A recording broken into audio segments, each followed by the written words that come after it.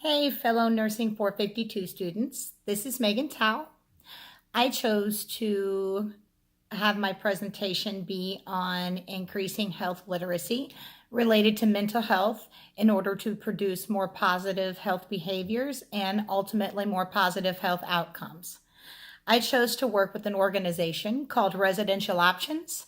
Residential Options is a non-for-profit organization that has been in the Madison County area for the last 60 years. They provide residential placement, employment opportunities, as well as community outreach resources for adult clients with diagnosed intellectual disabilities or mental illness. I presented a PowerPoint presentation on increasing mental health literacy, specifically talking about medication compliance, utilizing community resources, understanding one's psychiatric condition, importance of routine psych care, and a understanding of antipsychotic medications and their related side effects. I chose this population because as a mental health nurse, this population is very near and dear to my heart. These clients at the end of the day are people, so they do deserve to be treated with dignity and respect. I also chose this population because I feel like it's a population that has long been underserved and stigmatized, unfortunately, by the medical community and the community in general. The audience was targeted at a self-advocacy group that Residential Options provides. There were 5 clients and 2 staff present during the presentation. These clients' diagnoses range anywhere from bipolar, depression, anxiety, to schizophrenia.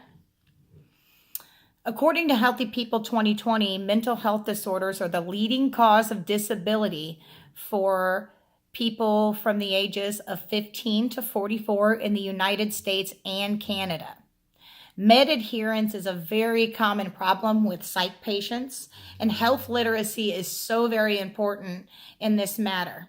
If we can educate the individual to help them change their negative behaviors related to medications, the goal is to produce a positive outcome, that being medication compliance, in the hopes of possibly preventing the onset of new symptoms or preventing the worsening of the symptoms the client is currently experiencing. It's really important and necessary to understand the factors that influence noncompliance for medication, whether those be financial, geographic location, socioeconomic status, or whatever the issue may be. Evidence-based practice does show that education that is carefully tailored to the individual's cognitive level can increase the understanding of that information, as well as increase the probability that the client is going to properly implement this information to promote a change in a health behavior, to promote a positive health outcome. Routine care is absolutely critically important when we're speaking about mental health, as well as having a good, thorough understanding of your diagnosis, your medications and their side effects, and utilizing community resources that are there to help manage all of these things put together.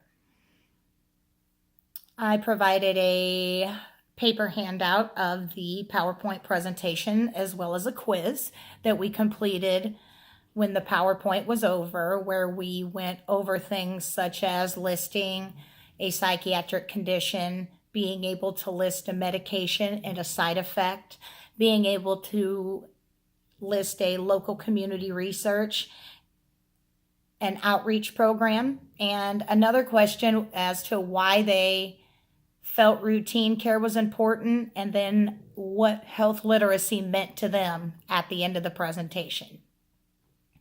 The biggest thing I learned while doing this was that these clients are really excited to learn. They really do want to have this knowledge related to their medications and their conditions. They just have to be given a chance.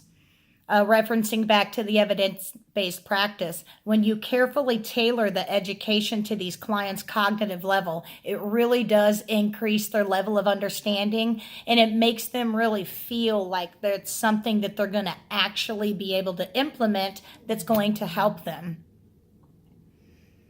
That being said, if I were to give another presentation, excuse me, of this matter, I would probably incorporate something a little more interactive, maybe something like matching a medication to an associated side effect, or something that kind of stimulated a little more discussion amongst the clients. The biggest takeaway here is really that disease affects all people in all walks of life, and this is mental illness included. It's not discriminative of race, gender, geographical location, socioeconomic status. It's something that affects or can affect every single person on this earth. And this course has really allowed me to broaden my assessment skills in the aspect of taking social determinants of health into consideration when assessing a client. As far as in my current practice, I will continue to be a mental health advocate. I will also continue to advocate for the promotion of population health. The community really is only as strong as its weakest link. So if we're really paying close attention and making sure that all the links in our chain are strong and healthy, then our community is going to have a good, solid foundation to promote that culture of health and wellness. I really appreciate everybody taking the time to watch my presentation. At the end of all of them, I really like to always just share that the National Suicide Prevention Hotline, their number is 1-800-273-8255. There's also another available resource. It's called the Text Crisis Line. Often when people are in a crisis situation, they are afraid to talk to somebody. They don't feel comfortable talking to somebody. You can actually text the word CONNECT, CONNECT, to the number 741-741. And they have several mental health professionals that are on staff 24/7 and 365 that will respond to you via text and continue to text back and forth with you until you feel better. So it's not a commonly known resource, so I just like to always put that out there. I want to say thanks again for watching my presentation. I hope you all have a great holiday season, and best of luck to you in 2019 and in your future nursing careers.